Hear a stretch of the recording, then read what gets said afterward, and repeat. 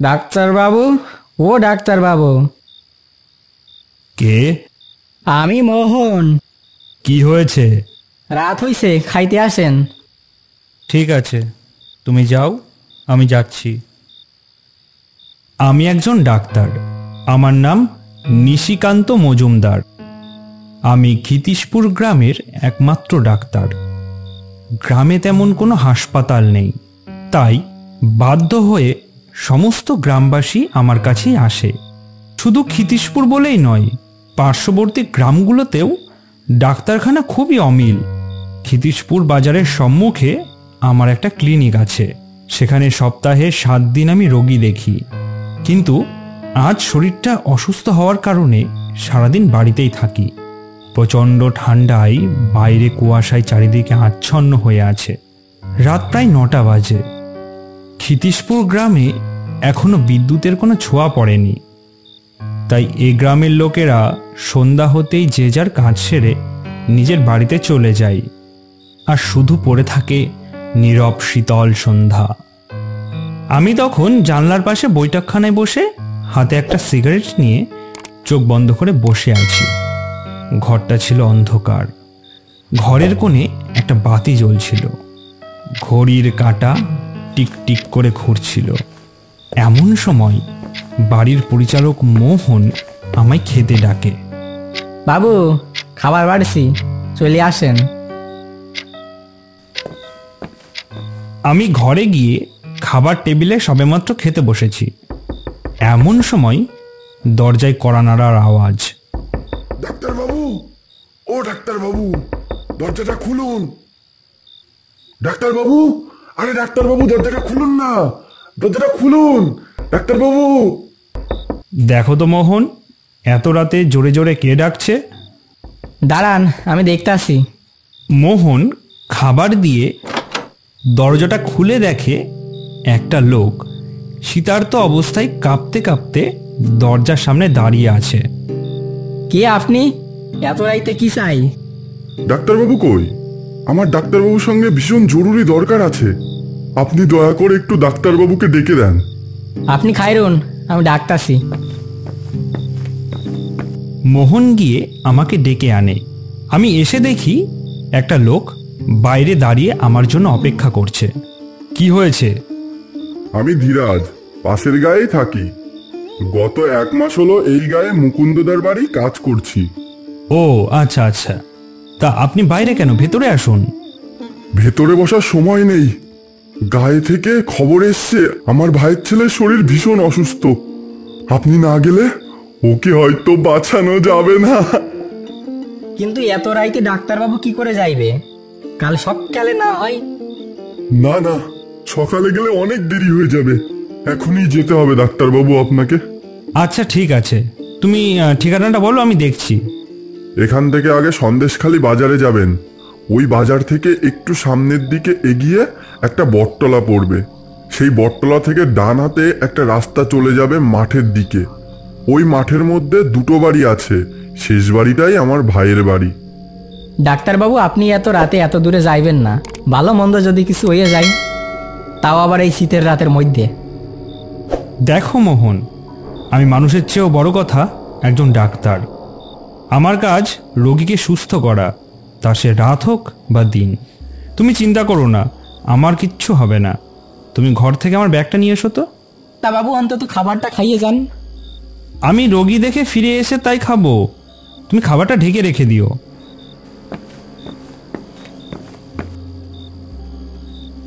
চলুন, আমি আপনাকে এই গ্রামের রাস্তা পর্যন্ত এগিয়ে দিয়ে আসি।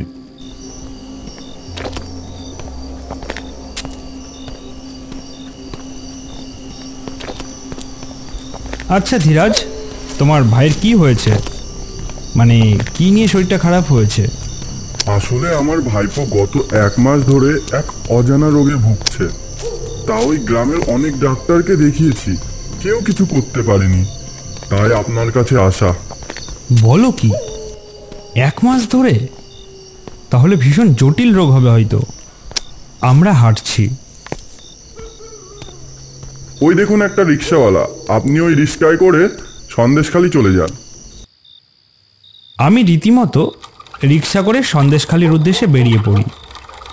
চারিদিকে ঘুটঘুটে অন্ধকার এবং পুরো রাস্তাটা কুয়াশায় আচ্ছন্ন। মাঝে মধ্যে শিয়ালের ডাক ভেসে আসছে। প্রচণ্ড শীত করছে। মনে মনে ভাবছিলাম, কি হয়েছে যার জন্য 1 মাস ধরে ছেলেটা ভুগছে। এসব ভাবতে ভাবতে সন্দেশখালি বাজারের সামনে এসে উপস্থিত হই। বাজারের সবকটা দোকান তখন বন্ধ ছিল। গোটা বাজারটা খা খা করছে। একটা মানুষের চিহ্ন মাত্রটুকু নেই। আমি রিক্সাওয়ালাকে বললাম বাজারটা পার করে একটু সামনের দিকে এগিয়ে যেতে। রিক্সাওয়ালা আবার চালাতে শুরু করে।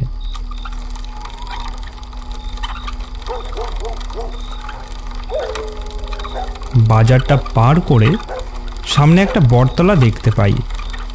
তখন প্রায় রাত 10টা। এমনিতেই রাত, তারপর আবার ঘন কুয়াশা পুরো রাতটাকে যেন ভয়ঙ্কর করে তুলেছে। বটতলার সামনে এসে দেখি দুটো রাস্তা দুই দিকে চলে গেছে। একটা খুব সম্ভবত গ্রামের দিকে আর অন্যটি একটা মাঠের দিকে। ওখানে এসে রিক্সাওয়ালা বলল, বাবু, আমি এর থেকে বেশি আর যেতে পারবো না। অনেক রাত হয়ে গেছে তো, আমাকে আবার ফিরতে হবে। আপনি বরং এখান থেকে হেঁটেই চলে যান। আমি ভাবলাম যে মাঠের রাস্তায় দুটো বাড়ির পরে যেহেতু হেঁটেই যাওয়া যাবে, অগত্যা আমি রিক্সাওয়ালাকে চলে যেতে বললাম। হাতের টর্চটা জ্বালিয়ে সামনের দিকে এগিয়ে যেতে থাকলাম। রাতে রোগী দেখতে যাওয়াটা আমার কাছে নতুন একটা ব্যাপার না, কিন্তু এত রাতে এরকম নির্জন পরিবেশে রোগী দেখতে আসাটা আমার কাছে এক নতুন অভিজ্ঞতা। আমি মাঠের রাস্তায় হাঁটা শুরু করেছি। রাস্তার দুপাশে মাঠ। মাঠের দূর দূরান্ত থেকে শিয়ালের ডাক ভেসে আসছে।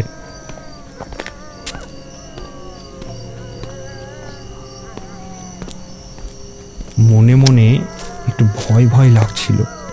আমি হাঁটছি, মনে হচ্ছে আমার পেছনে কেউ একজন আমাকে অনুসরণ করছে। পেছন ফিরে দেখি পেছনে কেউ নেই। এমনিতেই ঘন কুয়াশা, তেমন কিছু দেখা যাচ্ছে না। সেহেতু আমি সামনের দিকে ধীরে ধীরে এগোতে লাগলাম। কিছুটা এগোতে দেখি দূরে একজন রাস্তার মাঝে দাঁড়িয়ে আছে। আমি থমকে দাঁড়ালাম। টর্চের আলোটা ভালো করেই মারতে দেখি কেউ একজন শালমুড়ি দিয়ে সামনের দিকে দাঁড়িয়ে আছে। আমি কাছে এগিয়ে গেলাম। লোকটা পেছনে ফিরেছিল। আমি কাছে আসতেই আমার দিকে ফিরল। ডাক্তারবাবু, ডাক্তারবাবু, আপনি এসেছেন? আমি আপনার জন্যই অপেক্ষা করছিলাম। আপনি আপনি কে? আর আপনি বুঝলেন কিভাবে যে আমি একজন ডাক্তার? আমি ধীরেন। আমার দাদা ধীরাজ আপনাকে সব বলেছে না? ও, তাহলে তুমি ধীরাজের ভাই? আজ্ঞে হ্যাঁ, আসেন, আমার সাথে আসেন।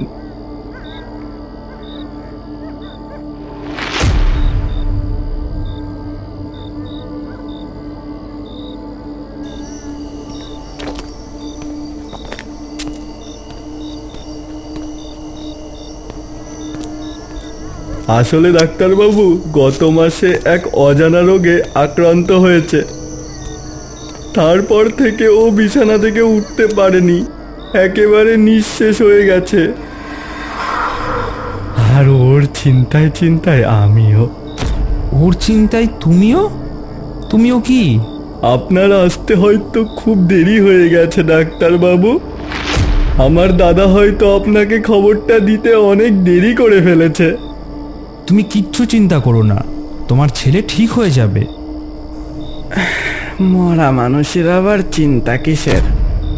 আমি বুঝতে পারছি তোমার ছেলের শোকে তুমি হয়তো ভিতরে ভিতরে মরেই গেছো, কিন্তু আমাকে একবার তোমার ছেলেকে দেখতে দাও। আমি ঠিক তোমার ছেলেকে সুস্থ করে তুলব। আমরা হাঁটতে হাঁটতে একেবারে ওদের বাড়ির কাছাকাছি চলে এসেছি। বাড়ির সামনে এসে, আসুন ডাক্তারবাবু, ভেতরে আসুন। ধীরাজের ভাই দরজাটা খুলে আমাকে ভেতরে যেতে বলল। ঘরে ঢোকার সাথে সাথে আমার নাকে একটা পচা দুর্গন্ধ ভেসে আসলো। গন্ধটা এতটাই তীব্র ঝাঁঝালো যেন কোনো মানুষ মরে পচে গেলে যে দুর্গন্ধ বেরোয় ঠিক তেমন।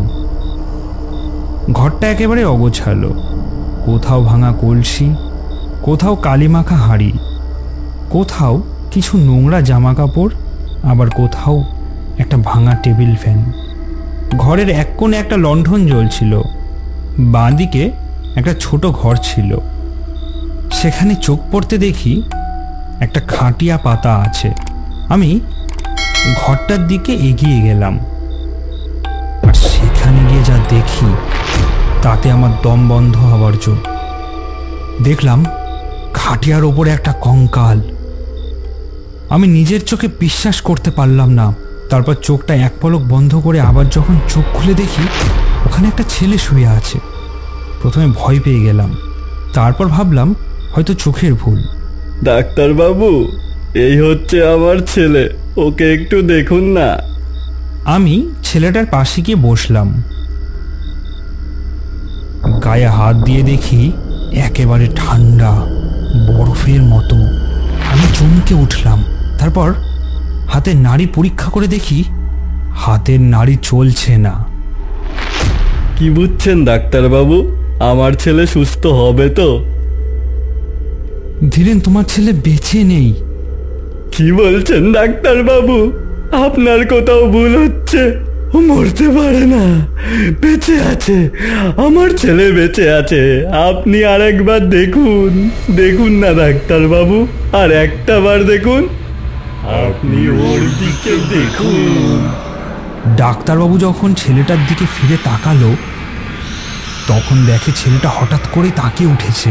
তারপর ডাক্তারবাবুর দিকে ফিরে বলতে থাকে, ডাক্তারবাবু, আমাকে বাঁচান, আমার খুব কষ্ট হচ্ছে, আমার পেটটা বিশাল ব্যথা করছে, জানি না কি খেয়েছিলাম যার জন্য এত কষ্ট হচ্ছে, বাঁচান ডাক্তারবাবু, আর পারছি না, ও মা গো, মা! আমি ছেলেটার দিকে তাকিয়ে অবাক হয়ে যাই। আর ঠিক তখনই আমি পেছন ঘুরে দেখি ধীরেনের চোখ দুটো আগুনের ভাটার মতো জল জল করছে। ও আমাকে আটকে বলে, আপনি কোথায় যাচ্ছেন ডাক্তারবাবু? আমার ছেলেকে সুস্থ করে তুলবেন না, ওকে ওষুধ দিন। ওর যে খুব কষ্ট হচ্ছে ডাক্তারবাবু, ওর খুব কষ্ট হচ্ছে, ওকে একটু ওষুধ দিন না। ধীরেন, ধীরেন, আমাকে ছেড়ে দাও, আমাকে যেতে দাও ধীরেন। আপনি তো এভাবে যেতে পারবেন না। আমার ছেলেকে সুস্থ না করে আপনি কিছুতেই যেতে পারবেন না। না, আমি আপনাকে যেতে দেব না। ছেলেটাও তখন উঠে বসে।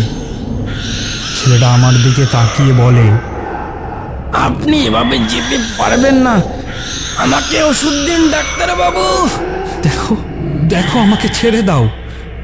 ও যদি বেঁচে থাকতো তাহলে নিশ্চয়ই আমি ওকে সুস্থ করে তুলতাম, কিন্তু কিন্তু আমি আমি মৃত মানুষের চিকিৎসা করব কি করে? আমাকে আমাকে দয়া করে ছেড়ে দাও, যেতে দাও আমাকে, আমাকে আমাকে যেতে দাও। চলে যাবে তাই না? চলে যাবে, দাঁড়াও দাঁড়াও, তোমার মজা দেখাচ্ছি। এই বলে সে ভয়ঙ্কর চেহারা ধারণ করে। তার হাতের নখগুলো বন মানুষের মতো হয়ে যায়। তারপর ধীরেন তার ধারালো নখওয়ালা হাতটা আমার গলার দিকে বাড়িয়ে দেয়। ও আমার গলা টিপতে যাবে। আমি পিছু হটতে থাকি। পিছু হটতে হটতে হঠাৎ করে আমার পিঠটা একটা জায়গায় গিয়ে আটকে যায়। আমি পেছন ফিরে দেখি আমার পেছনে ধীরাজ দাঁড়িয়ে আছে। পালিয়ে যাবে না, আমি থাকতে তোমাকে কিছুতেই পালাতে দেব না। তোমরা ডাক্তার নাকি অমানুষ? আমরা ডাক্তারকে ভগবান মনে করি, আর তোমরা চিকিৎসা করে আমার ভাইকে মেরে দিলে। ছাড়ো না, ডাক্তারবাবুরে সাইডা দাও। মোহনের আওয়াজ শুনে ধীরেন থমকে দাঁড়াই। তৎক্ষণাৎ মোহন আমার হাতে এসে একটা তাবিজ বেঁধে দেয়। মোহন, তুমি এখানে কি করে? আজ সকালেই তো ধীরাজ মারা গিয়েছে, আমার তো খেয়ালই ছিল না। এই গায়ে আমার এক আত্মীয় থাকে, তার কাছ থেকেই জানতে পারি এই পরিবারের আর কেউই বেঁচে নেই, সবাই মারা গেছে। তারপরেই তো আমি দৌড়াতে দৌড়াতে এই কাশীনাথ তান্ত্রিকের কাছ থেকে একটা তাবিজ নিয়ে আসি। এখন আর আপনারা কেউ কিছু করতে পারবে না ডাক্তারবাবু। চলো মোহন, আমরা এখান থেকে চলে যাই, চলো। ডাক্তারবাবু, এদের এইভাবে ছাড়বেন না ডাক্তারবাবু, এদেরকে মুক্তি দিয়েই যেতে হবে।